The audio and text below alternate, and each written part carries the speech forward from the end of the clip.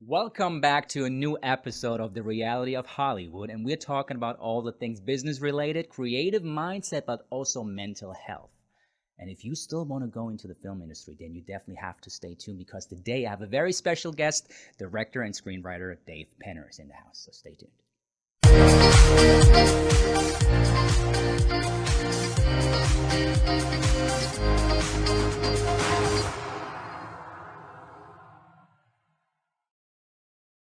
Yeah, hello, my lovely people. We are back again. A new episode of fun, knowledge, and a lot of stuff that we're going to talk about is always business related, obviously. As you know, in the film industry, it's about business, but we definitely don't want to forget the creative side. But there has to be kind of a combination, right? We talked about that in the last episodes. And I have a very special guest today because he knows exactly how to combine those two things.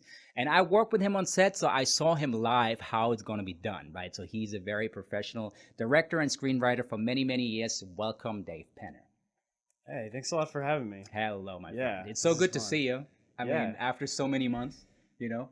I know. It's We're back to real it's life. a new world now. I know, and, I know. We're coming out the other side. I'm so happy to see people again, like in a room, you know, like not just on Zoom or Skype or whatever, you know. So that's this feels great. We're in the same room together, Right. and And we just talked about it right before we started the show that, you know, for me personally, it just gives me so much more kind of like a connection to someone if I'm in the same room with someone, right? Than just having stuff online the whole time.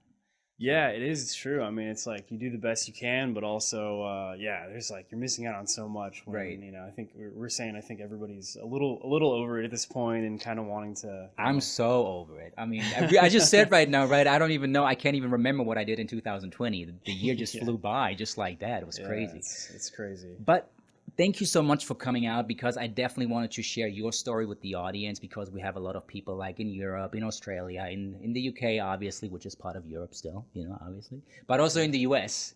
And we always wanted to talk more about behind the scenes, right? I mean, we know about the red carpets and we know about the big celebrities and everything that we know from the media.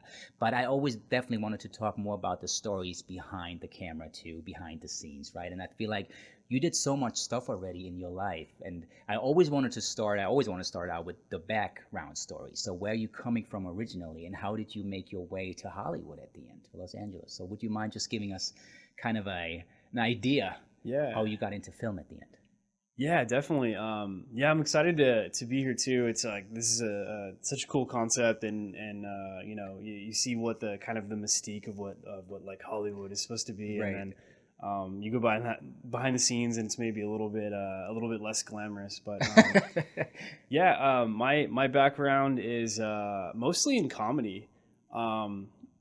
Sort of ironically, I just have always done kind of written like sketch comedy, Right. and just tried to be involved in I did some like theater in high school and stuff like that, and I just always liked writing that like sketch comedy, some web series stuff, so a little more and then, but some of my favorite shows have also been dramas, so Right. I've really enjoyed writing both of those things. Right. And so where are you from originally? So you're not from California. I'm So I assuming. actually am. I'm actually one of the rare people that is actually from here, from kidding. Orange County. So for you guys that don't know, it's about an hour south of LA. Right. And I moved up here about like 6 years ago or so. Nice. So So it's kind of rare to. No, but honestly, most of the people that I meet in LA, they're just transplants. They're coming from everywhere, you know. So that's very interesting that you're actually from the state of California. So how was it like for you growing up in Orange County and related to film? Was there a lot of stuff happening in Orange County like film related, or did you know very early on at some point, okay, if I want to do something in film, I have to go to LA? Was it kind of a Yeah, definitely. I mean, there's only. I got away with it for a while, not making the jump over because it's not too far, right? So it's kind of Right. being like, oh, I'll drive 45 minutes to do this thing or this thing, but Pacific Highway, right?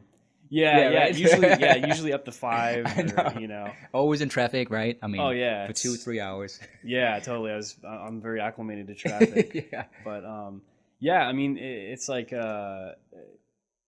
just there's not not nearly as much going on in Orange County, so eventually it was like, okay, well, Right. we got to do this, and my wife, who I was dating at the time, is also she's in marketing. So a lot of most of the big agencies are in LA too. Right. So it just made sense for us That's awesome. to move. I mean, that's Yeah. great if you are in a relationship already and you have the same kind of perspective on life and where you want to live. That's even better, right? So I think that's great. But how was it for you at the very beginning? So let's say you grow up in Orange County. When did you know and how did you realize that you want to go into film? And you told me before you started screenwriting first, so you were like a writer first before you got into directing. So what was that moment when you realized that's it? I got to do this. Yeah, well, I guess I'll say like my biggest thing is no matter what the project is, I always like doing, grandiose things that kind of caught people by surprise Right. and kind of defied people's expectations. So I started doing that, starting in high school. I started putting together these like huge productions with like involving 30 or something people on stage and doing. Right. These big things like I took one of the first things I did was in Spanish class that I was in. We had a project to do like a 5-minute film Right. in Spanish just to showcase like what we could do. Right. And I took that and then I ended up convincing about 20 other people, most of which who weren't in the class, to go in on something for me, and I turned it into a 45-minute Power Rangers parody. No, really? I grew up like the German people know that we grew up with Power Rangers. Oh, It was right. always Yeah, a totally. big thing. Oh my god, every Yeah, Saturday. yeah. That's awesome. Yeah, I grew up with that too, like in kindergarten and everything. So I was just like, just super ridiculous, like That's awesome. green screen, full costumes and everything. And so I started just doing crazy stuff like that, and I just started to realize like, oh, this is awesome. This is like what I love doing. So, Right. So that means let's keep doing it. I think you mentioned that before already. So you basically kind of started directing already without even knowing that you're doing it, right? So you kind of organized everything. You had the stage display that you kind of organized and directed people on what to do on stage and stuff like that. So kind of you just did it by just doing it, right? So you kind of learned even how to do it by just doing it. Yeah, just kind of jumping in and being like, oh, this needs to be done to make this happen. Right. Okay, cool, let's do that. Oh, hey, maybe we should do this, maybe this. Right, And right. yeah, I didn't. So I knew that I loved writing, but then I was kind of like, well, I'm not a big like techie person, so Right. maybe Me neither. I wasn't sure of being like, I didn't quite know exactly what a director did, and it wasn't until later on that I was like, oh, I get it. This is kind of like what I was doing before. That's so funny because that brings me to the next question. So I think a lot of people, honestly, at home, and I talk to a lot of people in Europe, obviously, right, who have this kind of dream. Hey, I want to come to LA too. I want to come to Hollywood. I'm an actor, producer, director. I definitely want to make that happen. So I just wanted to ask you, you coming from Orange County, coming to LA, fresh off the boat, how was that for you? What do you feel like today? What would you advise people on? Like, hey, if you come to LA, that's the first thing you should have in mind doing, because otherwise you might lose out and you don't want to do that. So what do you feel is the most important thing when you come first to this town? Yeah, I think that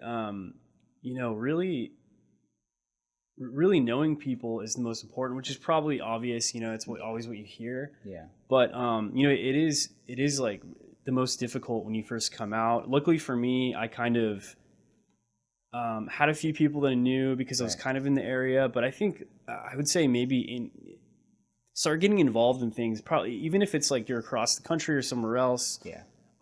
Get involved virtually. See if you can meet somebody. Reach out to anybody that you know that might know somebody. Yeah. Because you never know, like who knows who, and I feel like I'm a guy that hates the term like networking because I always think that it's weird because it's like you talk to people and it's like they know you want something out of them and you feel weird about it. It puts kind of pressure on the situation in a way, right? So Yeah. everyone knows why we're here, so let's talk. Kind of, yeah, right? which is fine, but also but it is true that really like looking for those like real relationships where you genuinely care about the other person, Right. and you want to help each other That's succeed. I think is the best. I mean, I totally believe that. I mean, when I came to LA, what I realized too from an acting perspective, I always felt like, hey, if I want to come to LA, as an actor, people want to see me on screen, right? They want to know exactly what I can offer them, because that's the whole point. If you can't really show them anything that I did on screen, why would you basically invite me to an audition or something like that? Right? So seriously, that was the first thing. And it's so true what you're saying, because I'm always feeling like when people come to this town, I feel like a lot of people think very, very big from the very beginning, which is not a bad thing, don't get me wrong, but I feel like they always forget these little steps that I believe are very important as well. You can never forget the goal that you have, the big goal at the end, but I'm thinking there are little steps that you have to take on the way in order to get there. And it also Yeah. believes that you never should underestimate any person that you meet, even if it's just a small, maybe whatever, an assistant or a PA on set. Honestly, I'm always saying, and I saw it already happening, you never know where those people are in the next 5 to 10 years. Those people are the future, like executives or something like that, you know? So Yeah. did you make Yeah, the same exactly. experience that you should never underestimate what you just even said, because you Yeah. never know, because this town feels so, it's so dynamic in a way. Things just change so rapidly, right? Would you agree on that? Oh yeah, yeah, definitely.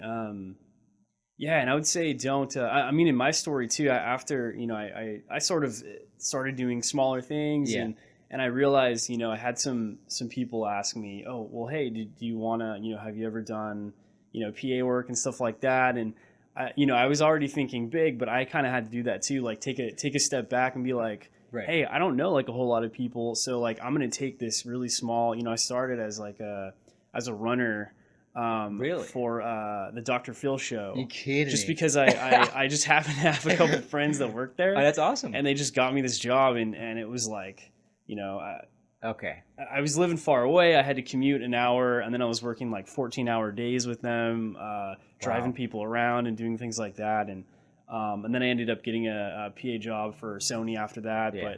But totally what you were saying like makes sense to me too. Like always wanting to put the work in, I Yeah. guess, and to not be afraid to kind of be like, not having the ego to be like, well, I'm Yeah. totally above this, but sometimes it's what you got to do to kind of meet people Yeah. and really learn the ropes. Like I learned a lot just For just sure. doing that and how It's everything worked and it's so interesting, and I totally agree, by the way, because the interesting thing is what a lot of people don't know, and that's maybe a secret to a lot of people, even to yourself. I think I didn't tell you that, but when I came to LA, like almost 5 years ago now, I even did internships like for free at agencies and management companies because I wanted to understand, hey, how do those companies work relating, like connecting to an actor, right? So how does that work? What should I know about those companies in order to move my career forward as an actor? So I did yeah, that's that, great. and I made very interesting experience, good and bad, I have to say. Good and bad. I Mm. mean, we talked about some stuff, and definitely wanted to share that with guys. So what I really learned working with this management and agency at the end of the day is that I really knew at some point, wow, it is like a brutal business too, right? I mean, Yeah. honestly, that's really something. I know we all want to be creative. I'm a very creative person, but I think that was the point when I did those internships when I realized, wow, damn, it's really also a lot about money here too, like people getting, like, there was almost like one of those companies that I used to work for was almost like a sales company for me. It's honestly like, because they're on the phone 24/7 pitching their people to all those big executives and casting agencies and blah blah blah and production companies, and I was just looking at them. I was like, wow, that almost feels like you kind of like selling people almost, seriously. It was very Yeah. like Yeah. mind opening for me, and I was like, wow, I think you have to understand when you come here that you definitely also have to wear your business hat too. That doesn't mean that you Yeah. have to become like a suit guy and like walk around with a suit every day, but I mean, would you agree that you also learn to a certain extent? I'm a very creative person, but I also have to understand that at the end of the day, what I have to offer is also my own business.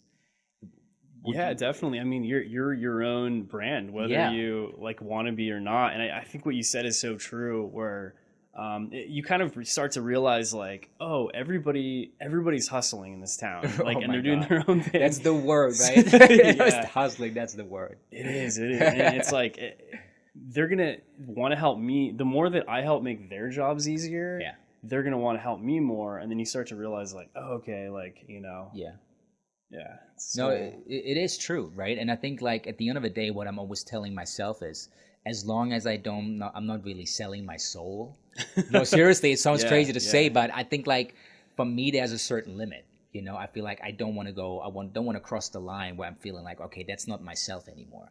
I adapt to certain situations, and that's also something we talked about, that certain situations is maybe not completely you, but you just have to adapt to certain things, even when it comes to networking. Sometimes you might talk to people where you feel like, oh, interesting.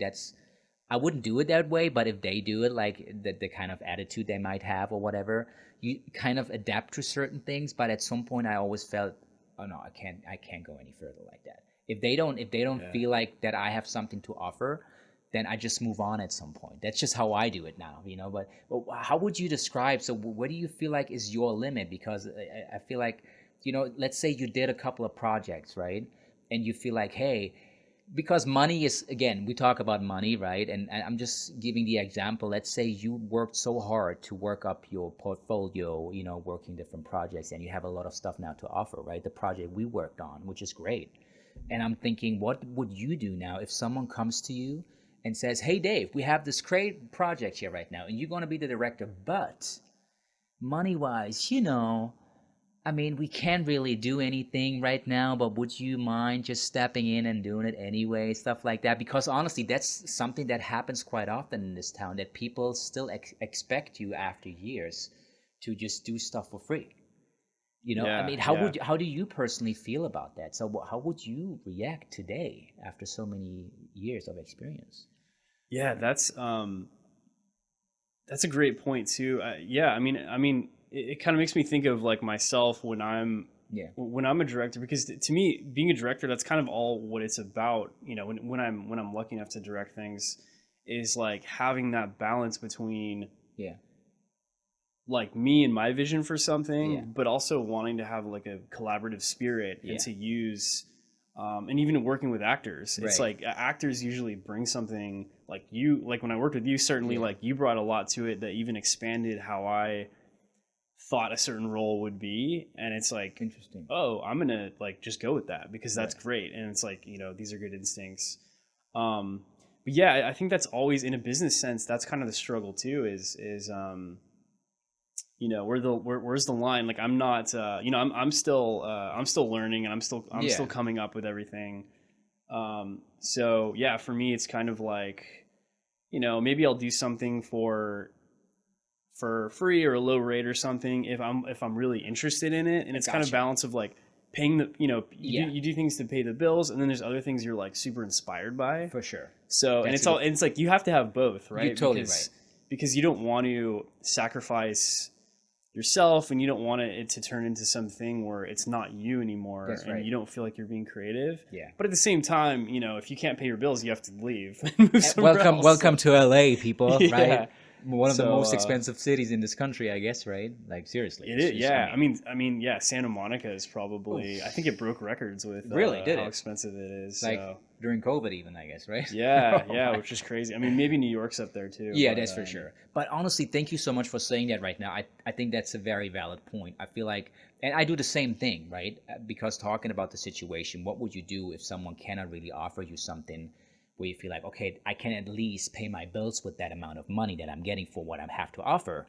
But if I really believe in the role, if I really believe in the project and the team, even the team is also very important for me, right? And the story, obviously.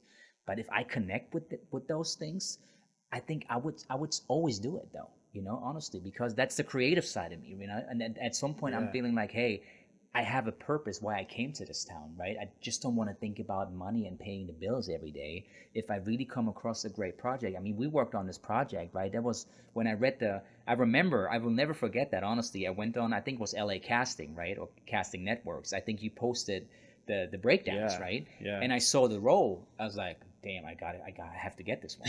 No, I'm serious. I remember, I'm That's not awesome. kidding. I really remember I was reading what you wrote and was like, wow, that sounds exactly what my niche is.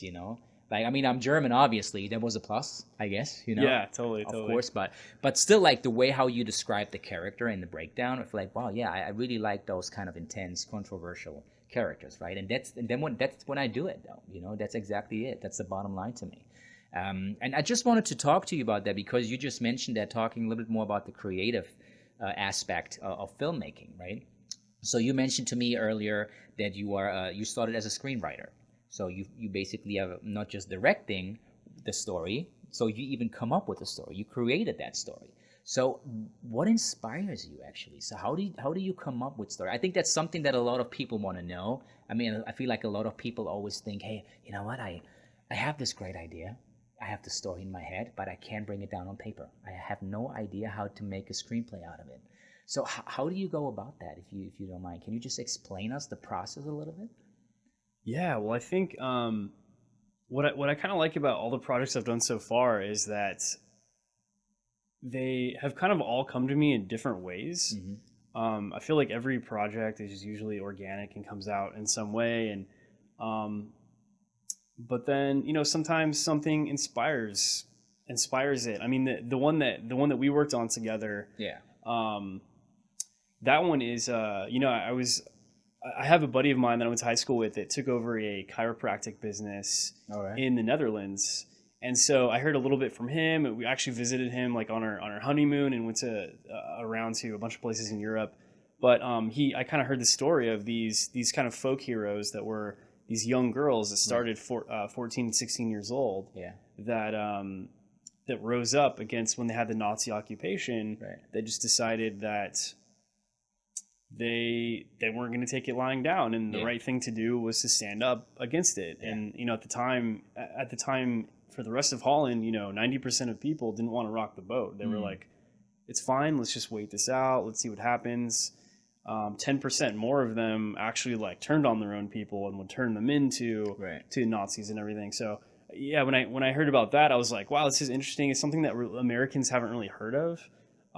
So how can we do something with this idea that it's a 14-year-old that's like hasn't even gotten to experience it's crazy life yet, really. Like she should be like, talking about, playing outside and talking about boys or whatever she's going to do. But instead it's like she has to sacrifice that. So that's crazy. Just for an example, that one, I was really inspired by that. And when she passed away a few years ago, it inspired me a lot.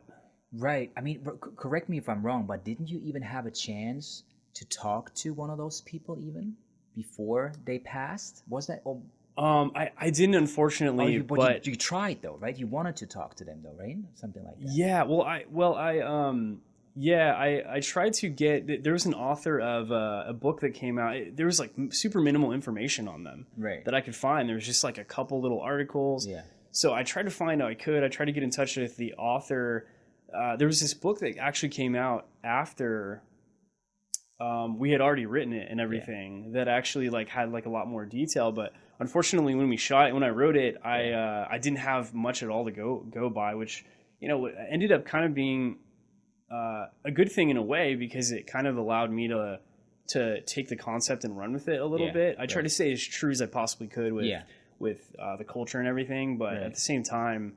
It was cool because I could kind of use my imagination and be like, what if this happened, and what if there was this, like the character of Roth that you played in it wasn't a real person, but it's someone that I imagine would be really interesting to put in that world. So you added that character. That was not even part of the story. I didn't know that. That's interesting to me. So you added that to the overall story that you heard about those two girls. Just it would be really cool to make them encounter this guy that's kind of their antithesis. But to answer your other question, I think like that was just an example, but I think sometimes a lot of times it's just concepts that I'm like interested in, like whether they're philosophical or you encounter a person that's an interesting character, especially comedy wise. It's like, who is this? Like we've all encountered people like that. Yeah. Going to the store or something that you're like, okay, this person's a character, and that kind of inspires you to explore an idea or a situation or something like that. Right. That's awesome. And how did you? Because I also started writing like a couple of years back already, right? I mean, I was always interested in writing too. So just from my experience, and I would be really interested to hear your point of view, how you do it. But for me personally, when I start to write what I have in mind, I'm kind of even trying to live the scenes. I'm not sure what you do. You know what I mean by that? I'm even kind of trying to really live the moment of what would I say now? What would she answer? What would he do right now? I'm really trying to live the moment while I'm writing the story, which helps me personally to live the scene of how I would visualize it to then come up with the dialogue. Does that make sense what I'm saying? That's interesting. Yeah. How do you do it though? So how would you come up with a dialogue, for example? Because I believe that's one of the hardest things for people to make it believable, what they say to each other. Yeah, it's like when you talk to people about that, everybody kind of has a different story about how they Right. do it, and I think that's really cool. I think that there's not just one way Yeah. to write, and that's really interesting because I feel like maybe that comes about as you being an actor, is you being able to like kind of inhabit the roles, You're and right. obviously that would help you a lot in your writing and Yeah. everything.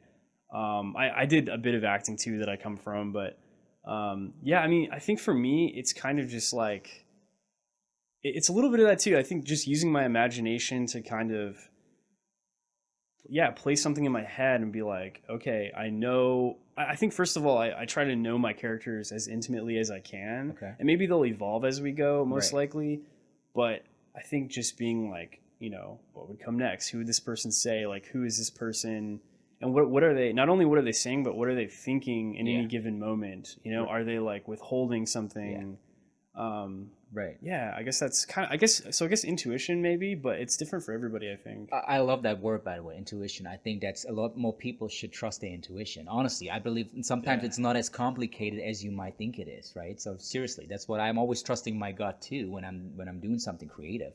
The same in acting. When I'm in a scene, when I'm doing something, sometimes I feel like, okay, there's just something that happens within me that just comes out, and you don't even know why it's happening. It just happens, and you just go with it because you feel in the moment it's right to do, and you just do it. Maybe the director after said, maybe you would have said, "Oh no, that was shit, Ben. No. We can't use that one." No, but that brings me to something you just mentioned right now, which is very interesting. I just wanted to talk about that for a second. You just said that, for example, when we worked on set, right, and you felt like, okay, I just did something with the character, and you felt like, okay, I just let him do it now. I go with that. So how would you describe your work with actors on set? Would you say that if you feel like, okay, they come up with something, I feel something is in the air, there's something happening right now, I do not want to interrupt that process? Or would you say, hey, I always definitely want to share what I have in mind with the actor first, and then basically see what they bring to the table as well, knowing what I told them already? So what works best for you in general? Is that kind of a general? Yeah, I think for me, it kind of depends a little bit on the project, a Yeah. little bit on who I'm working with, and when I kind of learned, you know, who you are as an actor too, I think it's a balance where like we talked about it a lot ahead of time, and we had rehearsals and stuff, but at the That's same right. time, I wanted to be careful not to keep it fresh. So I think if I remember right, what we did is there's kind of an intense, intimate scene. It's a short film called Glass Darkly. There's kind of this intense scene where your character it's almost this pseudo rape moment, which is this really intense kind of sexual thing, and it's really uncomfortable for the audience, right, to have to like go through. Yeah. And I remember that we didn't we didn't rehearse that scene at all or do anything, and I don't think that you even I'm not even sure if I even knew how it's going to turn out. I think that was maybe I chose to withhold a little bit of it, but because I think the idea was just that I thought that you as an actor would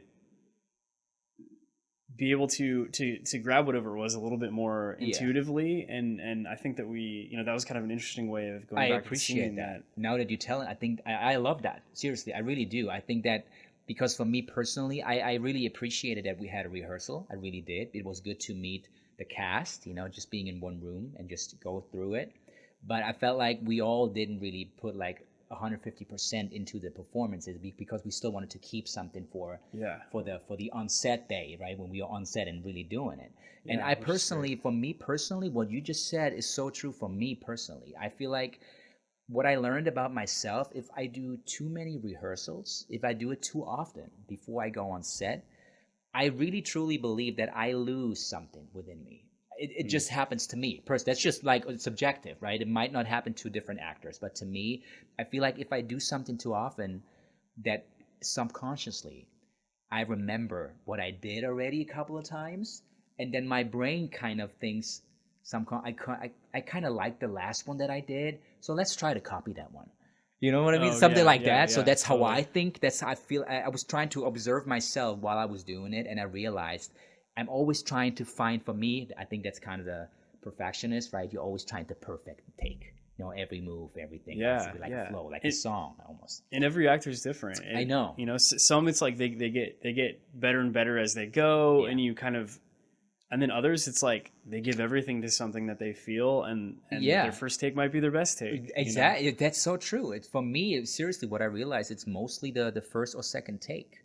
Because then at some point, I don't know, it's just me. But anyway, I don't want to talk too much about that. But what I wanted to talk about to you is like really also the work on set, right? We talked a little bit about that briefly now about actors and directors, but still for you, when you come on set and as a director, you also wrote the story, let's say.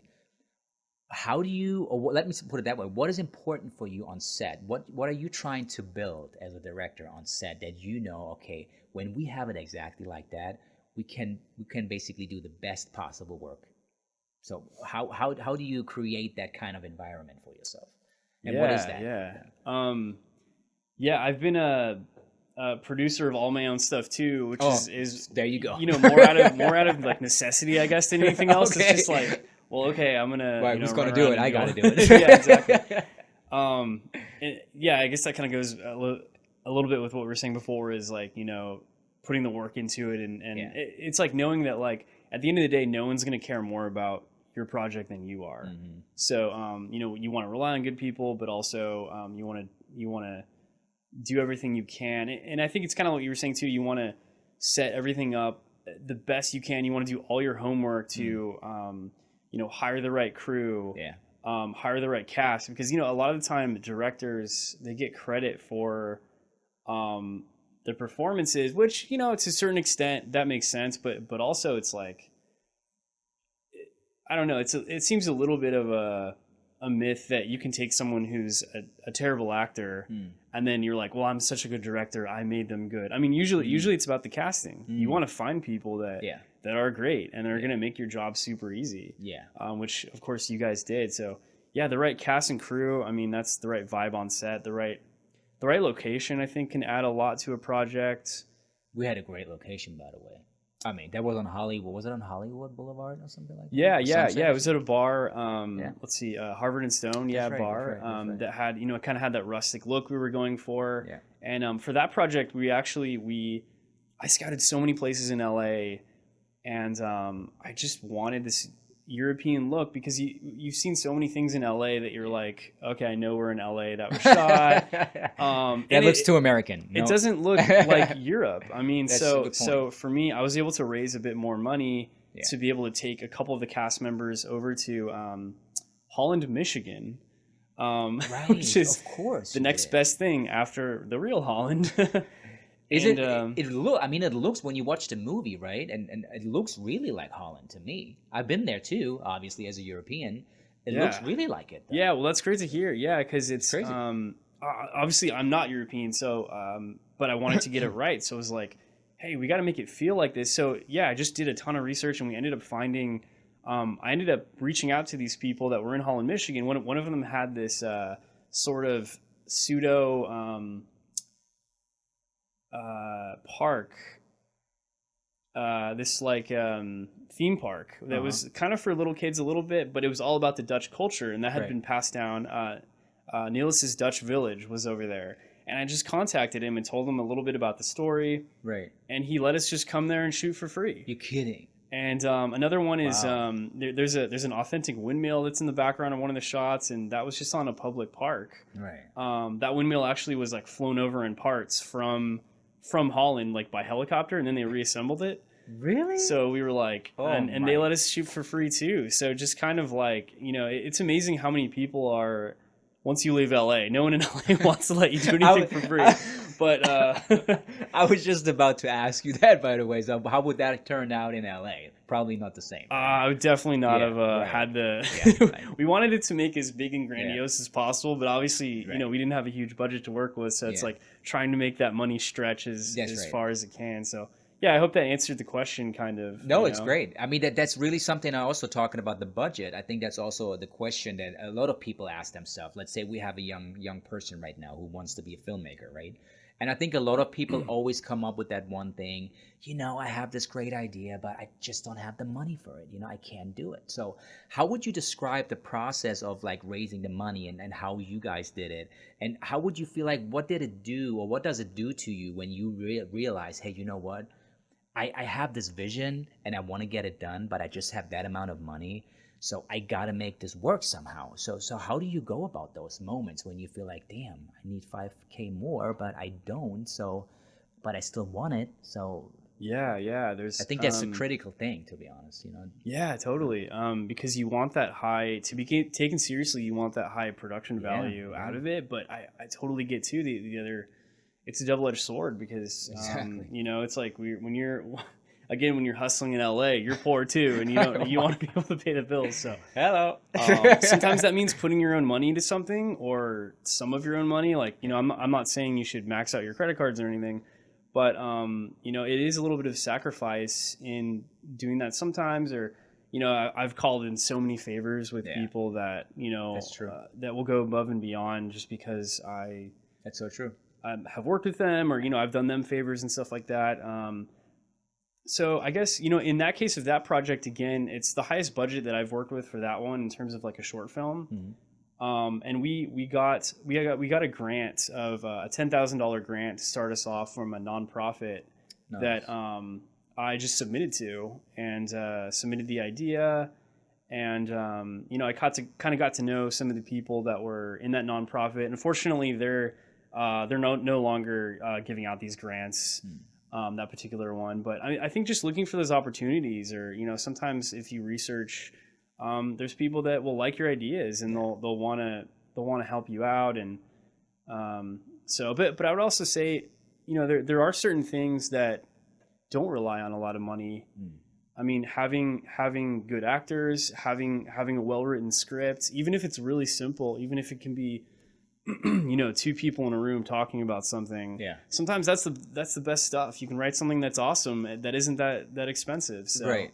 No, it's so true. So that means at the end of the day, you kind of found a way of, hey, if I have that amount of money and I have this idea, then I'm working around maybe some locations here. We're going to change that a little bit like here, but it's not going to change the overall storyline or the script. It doesn't really change the end result, even by just changing certain things around. Or whatever, right? That's a great point. And I think it is, as a writer, I think it's important to stay, or as a filmmaker, like it's important to stay flexible. Yeah. It's like you said, because, if every single thing doesn't go your way, well, sometimes it doesn't have to, or sometimes, tough things can actually present great creative opportunities. So if you kind of roll with it and you're like, okay, like you said, like we have to change this and this, but wow, that's okay. It still totally works. Or, oh, wow, that actually having to deal with this problem actually kind of made things more interesting. Right. That's always good. No, that's awesome. And coming back, I got so many questions. Oh my goodness. I just wanted to ask you, you talked about the cast a little bit. So,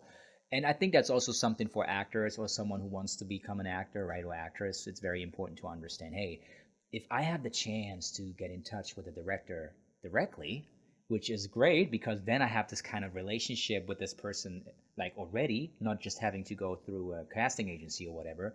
So, and coming back to that, so what would you say, what are you looking for when you kind of send out breakdowns, let's say on LA Casting, Actors Access, right, all those websites, and you get the first, I mean, today we have to say self-tape, right?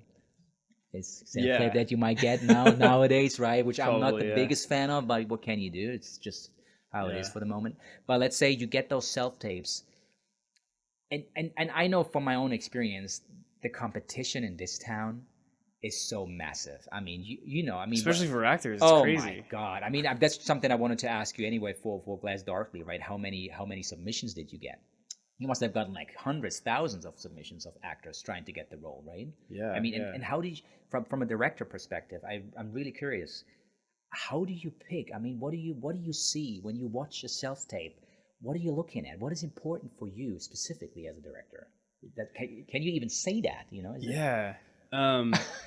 I know it's hard. I think it's hard to nail down. I think a lot of it comes down to like what we were saying before, intuition, because it's you can, for Glass Darkly we cast like we had time, so we cast a huge net, and we're just like, we're going to take people that speak the language, don't speak the language. We're going to give this like a month of casting and just like see who we get. Right. Because we had a little bit more time with it. So we were lucky to do that. But I think I don't know. It's like sometimes you just get a feeling of somebody when they walk in and do something with a role that either they inhabit the role exactly what you thought. You're like, oh, wow, that's totally them. Or they do something a little different from it that expands it in a way you didn't expect, and you're like, oh, like that person has like made it their own. That's awesome. That's so interesting. That's a very good point, and I wanted to ask you that. So because a lot of actors, I feel like us, even myself at the very beginning, but I changed that now a little bit. Always a little scared to just do something different, because I feel like what actors tend to do is they try to imagine what the director or casting agency wants to see from them. So they're always trying to just customize it exactly to the casting director or whatever, right? And I'm always thinking like, what if I do it different? What if I completely shock these people? No, seriously, what if I completely shock those people now with something that I feel is right for the character, but they might have not thought about? So you would agree that if you see something like that and you feel like, wow, that's completely, I would have never imagined that this would fit, but it kind of does. Would you then kind of even tend to this person even more because you feel so excited about the different kind of vision that this actor gave you, instead of having someone who gave you exactly what you had in mind? I think it depends, of course. But I mean, I always respect that. I mean, even if it's not something that's gonna work, I respect that kind of exploration, like from an actor standpoint. Like personally, like I can't speak from like, you know, casting agents and things like that, but for me, even if somebody tried something bold and I don't feel like it worked, for the particular thing, you know, they're not as intimate with the project. A lot of times actors know almost nothing about the project. Good point. So it's not really there. You know, it's cool though to put yourself out there. And I would rather have an actor that went too far and have to pull them back a little bit than people that don't give it enough. And then you kind of have to be like, oh, you know, so I would say like, you know, hopefully you get somebody, a director who's like wanting it. If you give a performance that's not doesn't exactly nail it, you can be like, you just give them notes and be like, you know, oh, I like this. Can you try it a little more like that? And you know, they might be able to nail it the second time. You know, so that's great. So you basically give people even a second chance. If you see some potential, something that within you feels like, hey, I want to see another one from this person right now, you give people a chance, right? So you would. I mean, as a, you know, some of it might be the struggle between producers and directors, where the producer's like, we got to hurry. We have 100 more people to see. Money is like, time is money. You know? Yeah. Whereas a director, coming in a more of a creative standpoint, you totally want to give people, you know, if you see something, you're like, oh, well, maybe if I just work with this person for a couple more minutes, like we can get something. Or no, it's so good to see and hear about that, because, you know, I feel like a lot of actors, even including myself, you can be very hard on yourself, you know, because you always want to be on point, because we know how hard the competition is, and, you know, you never know what. That's the funny thing even about LA that I realized, you even never know what works. You know, it's so hard to imagine what people might think about your performance. You know, I think a lot of people tend to understand how they might think about you. And I think you have to stop that. What I learned from myself is like, you got to have to let go. You just have to let go. You just go to the audition, you do your best, and then you just leave and let go, which is not easy to do. It's hard. You know, even when I remember when I went into, when we had the audition, when I came to to your office, right? And I did the scene, and I remember, man, I remember that I was kind of doing something like this crazy scene with a chair. So I didn't remember that. I didn't have a real person for this audition. So you gave me a chair, and you told me, Ben, just imagine this is this girl right now, and you kind of have to threaten her. You have to do something to her, right? And you kind of have to go very evil and really kind of change your attitude here right now. Yeah, and I remember you did a lot of kind of like interesting improv and stuff too. You kind of just like went off with it. Yeah, I was basically throwing the chair over there. Like, I was like, after I was like, oh man, I fucked it up. That was too much. You know, seriously, I remember that. Like, damn, that was a little over the limit. I really felt that for a second. I'm not kidding. I really did. I was like, okay, but it turned out nicely, I guess, so it worked. Yeah, yeah. But I also wanted to talk to you about, because I also believe that it's a very important topic, even more today, because I feel like a lot more people talk about those things. Is also mental health.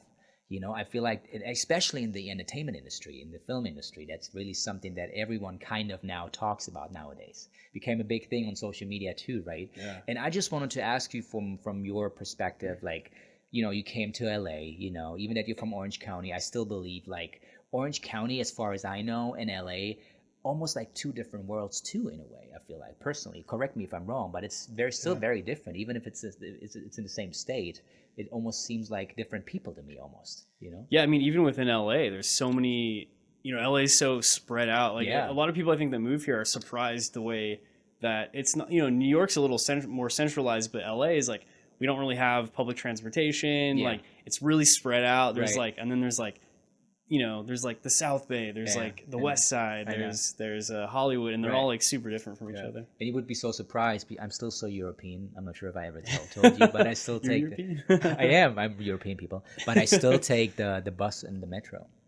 Nice. You know, people always look at me like, "What the heck are you doing?" You probably get interesting stories too, just doing that. Oh my God, Dave! I mean, honestly, that's what I'm always saying. It's so true what you just said. When I take the metro and I take the bus, I mean, don't get me wrong, I see horrible things too, right? Seriously, I mean, I see a lot of homeless people, and I'm really feeling very upset about the situation, right? But I also see a lot of people, different lives, different classes, even like people, how they live life and how they behave, how they even move. And that's so fascinating. And from an acting perspective, honestly, I really catch myself even like sitting down in the metro, and I'm really just observing and looking around people and just watch them when they talk, and how they move while they saying certain things and stuff. It's very interesting to see. And you can tell that where you come from even defines the way how you carry yourself, the way how you just, it's crazy how that works. So, and I feel like Yeah. if you would just drive your car in traffic in LA, you wouldn't really be able to see those lives, you know, and how they do life and go about life every day. So that's good for me, but I get it. It's not as developed. So people, if you come to LA, it's not like New York, just so you know, right? Definitely. But coming back to the question, I definitely just wanted to ask you, so, because LA is not an easy place to live, right? I mean, honestly, I don't want to say it's terrible, but it's the hustling, right? We hustle, and you know, that's not just the word. Everyone hustles. Everyone wants to be successful, and there's no right or wrong. You just have to do it and see what the outcome might be, right? That's really something. It's a very dynamic city and very diverse city. But what would you say? How do you keep the balance of your mental state, mental health, but still kind of being, you know, staying positive at all times and still moving on? Because I believe that's not, I know, but I believe that that's not always easy, because I even catch myself sometimes, honestly speaking, when I'm feeling like, oh man, why is this not working out here right now? Damn it, I was trying everything I had. I was giving my best, but it's still not working. But then you still kind of, if you're not staying positive though, you're almost kind of fighting against yourself if you don't stay positive. Because if you're negative, it also like, you express that too, right? So you can't do that. So it's kind of this kind of controversial, almost ironic situation, is catch-22 of how do you stay positive if you don't even feel like it, but you got to do it anyway. So how do you? I know that's a tricky question. I know, but how do you? It can be discouraging, you know, especially, I mean, during the lockdowns, during you know, still almost 2 years later, it's like, especially 2 years. So, oh man, people are more sort of depressed than there's ever been. It's a big problem for some people. Yeah. You know, and I think for me, I think you touched on it a little earlier when you said that you try to just give your all when you come in, say like for a casting session, you give it your all, and then you kind of step back from it. You know, that's kind of for me too. I mean, it's kind of the art of stoicism a little bit, where, you know, you try to, and basically what it boils down to is just thinking, I can only control what I can control. That's right. And, you know, I don't want to waste too much of my mental and psychological energy. I'm someone that super overthinks everything, you know. Welcome to my world. It's hard for me to go to sleep, you know, and I'm always worried about like, okay, did I do this well enough? What does this person think of me? All these different things, and which is healthy, but at the same time, it's like, there's so many things you can't control. Yeah. And so, and there's no point really fixating on it too much. Yeah. You just want to do the best you possibly can. Yeah. And there's things outside of your control that are going to affect whether you succeed or not. But Yeah. if you can't affect it, you just got to keep going. Yeah. And you just got to, keep, it's my own philosophy. Just, you keep throwing things at the wall until something sticks and you succeed in something. And then you look ahead to the next thing. So that's interesting. So that's how you do it. You basically give everything you have. You're working on different projects like simultaneously, kind of, and then you just see, okay, what works out right now, and then you just take that as a momentum almost, and just move on, and just like the next step, the next step. Is that how you do it?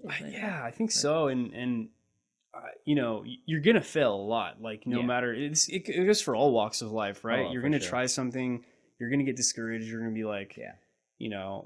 This person didn't like me, or this didn't work out how I wanted, but it's like learning to cope with that. I mean, especially as like a filmmaker or an actor, it's like you gotta no matter who you are, you gotta put up with a lot of failure, and you just gotta kind of keep going and be like, okay, can I learn anything from it? Can I keep honing my craft? Is there more research that I want to do, or it's just for some random reason that you can control? And so it's It's true. It's so true what you're saying. I mean, I feel like what you just said reminds me of myself, because I do the same thing, right? So always thinking about, okay, what can I do differently? I'm always kind of questioning myself, maybe you do the same thing when you just said, okay, you go to bed and it's hard sometimes to just stop thinking about certain things. But then again, you just learned for yourself that you felt like, okay, at some point I just got to stop that, because it's not healthy anymore to a certain at some point, right? You can just go to a certain extent, and then you just got to stop, because you're almost kind of working against yourself if you do it too much. That's what I learned about myself, because I felt like when I came to this town, I was like, oh my God, that's it. I got to, like, honestly, like 150%, just focusing on this, and that. But then you realize at some point, wow, wait a minute, that's not just my life. It's not just that. I like to be creative, and that's also the hardest thing for us to understand. Hey, we are creating something from scratch. Not everyone does that. Yeah, it's hard to do. You create something out of nothing, pretty much. You have a blank piece of paper, and you just start writing a story, which people then at some point eventually might see on screen. I mean, that's for me. That's the one of the amazing things about filmmaking. That you can basically show people something that just didn't exist before. That's the beauty about it. For me, that's the beauty about it with acting, directing, anything with filmmaking. But then again, at some point you just realize.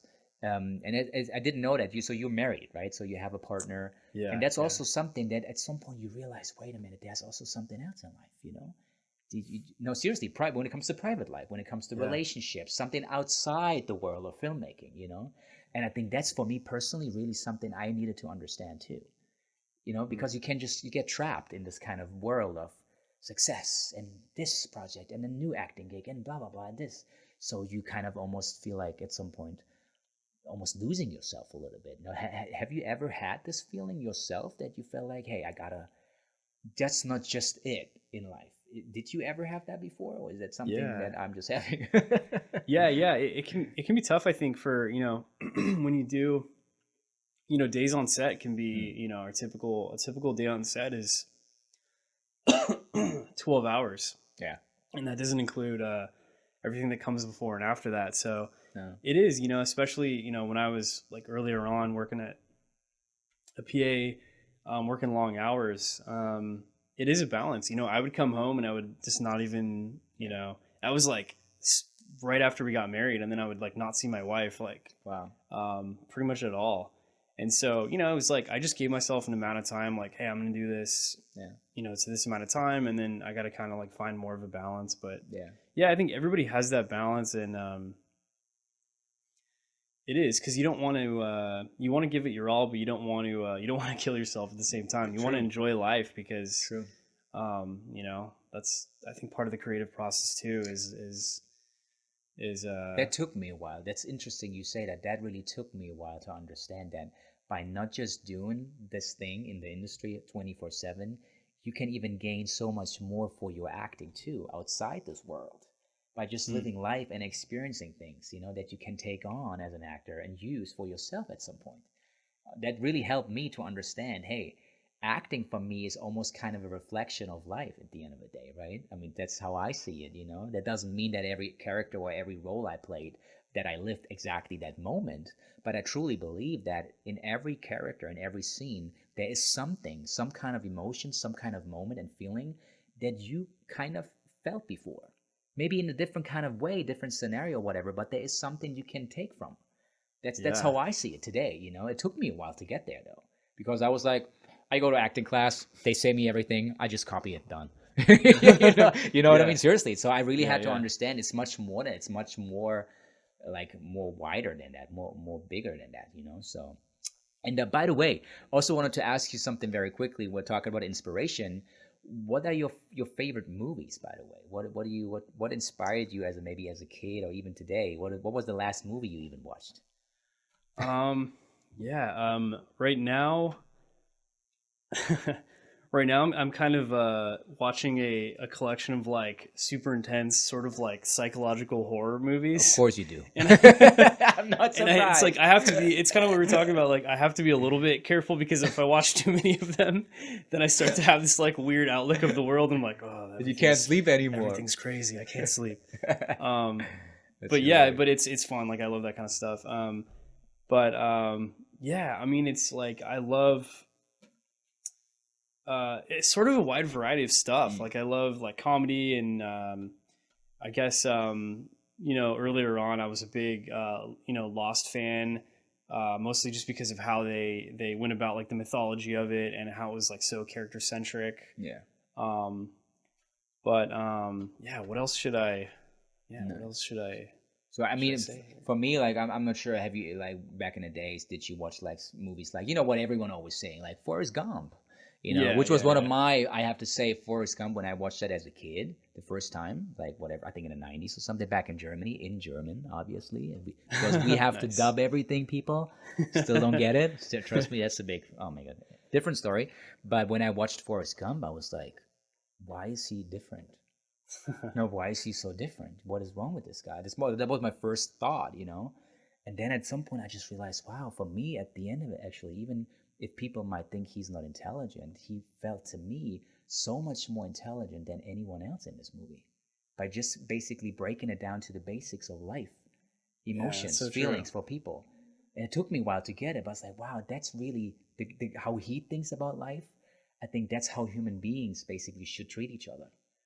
You know, Yeah, totally. seriously, Yeah, that's yeah. that. It was mind blowing when I It's realized that. almost that irony of like you know he's you know a mentally challenged person you're expecting to be need the most help, but in some ways he's the most sane person in the room. Exactly. I even Yeah, believe that definitely, he helped the other people understanding who they really are and totally. coming Yeah, back to the core and basics of being a human being. You know, yeah, that was yeah, crazy to me. Anyway, that's just a side yeah, story. totally. That was really like that really inspired me. I think at some point I definitely wanted to know more about acting and Tom Hanks. I'm a big Tom Hanks fan, I have to say. Cool, You know, I cool. really like the guy.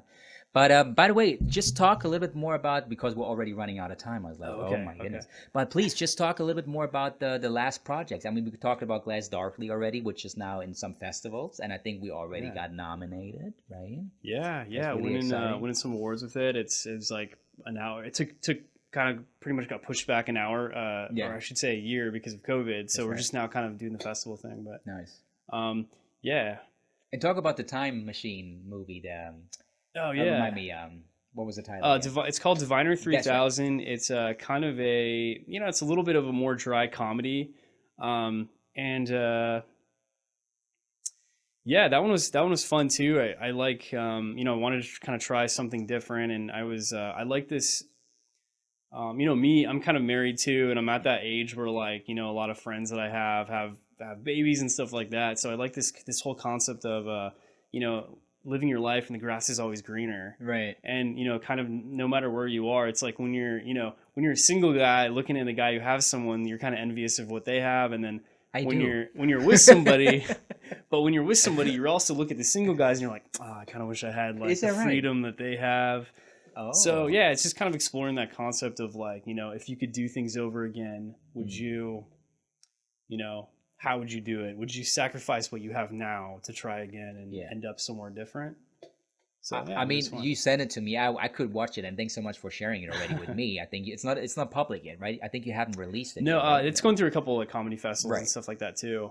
But you guys But have to watch it, by the way. I watched it already. It's super funny, but with kind of an interesting, really storyline. Because again, what you just described is really something that I think a lot of people at some point in their lives just ask themselves, what would my life look like today if I would have done something maybe different 20, 30 years ago? Which I yeah, think is a yeah. very fascinating question, you know? Yeah, I'm kind of obsessed with that concept of like, where we ended up in life is kind of this weird amalgamation of like luck and hard work and Yeah. like, or just sheer chaos. Life in a way is just sheer chaos. And it's like, oh, well, if you did one thing different in your life, maybe you would have met your soulmate, or you wouldn't have, That's so true. or you would have succeeded in your career or not at all, just from random chance. So I'm kind of obsessed with that idea of, It's crazy. Isn't that the last thing? I mean, I definitely wanted to say that. That's so true. I sometimes forget about that, but honestly, now that we are basically sitting here right now, right? That we have this chat, that we worked on a movie together. I'm always thinking if I wouldn't have left Europe, for example, if I wouldn't have come to the US, all the things that I experienced, all the people I met so far, I wouldn't have met, and it wouldn't have changed me the way it changed me to the person I am today. And I feel like a lot of people should really consider like doing things in life that they think are completely out of reach, because I believe it's not really out of reach if you really think about that. I feel like a lot of people have dreams, but they're not really open to or taking the risk sometimes, and it can be even calculated risk. I'm always saying, hey, just taking risk doesn't mean that it can't be calculated. I take yeah. risk, but I do it calculated because I'm the German. And that's what we Germans do. It's a German balance. Oh yeah.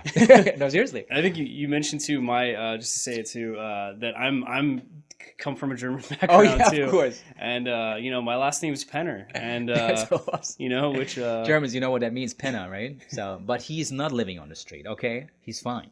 Just saying, right? But it's funny. It's exactly some right. days, but some days are better than others. That's how but, you started. That's how we all started in LA, okay? We're living Yeah. on the street first, and then we have like a little room with two people in it.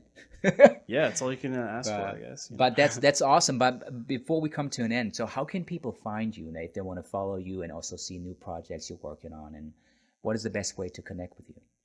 Yeah, probably on social media. I'm not super big on social. I should definitely be more active, but you can follow me at real Dave Penner on Instagram.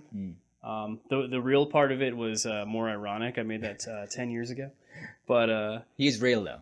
but I am real. There's a lot of fake Dave Penners running around, so you gotta be careful. Is that a common name? They're all false prophets. Is that a common name? No, it's not. Oh, no, okay. But- Maybe.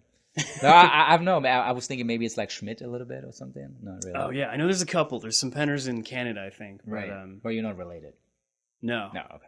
Yeah. But awesome. So at real Dave Penner. Yeah. Or what else? Do you have a website? Do you have like anything where you have your projects online where people can? I have stuff on davepenner.com, but I think it's actually currently down at the moment. But if you want to check out Glass Darkly, the film that Ben was super awesome in, you can check out glassdarklyfilm.com and just kind of tracking how that film's doing. And Nice. yeah, and I just want to say too, it's awesome working with Ben too. I have this kind of funny story of he takes his roles so seriously and passionate.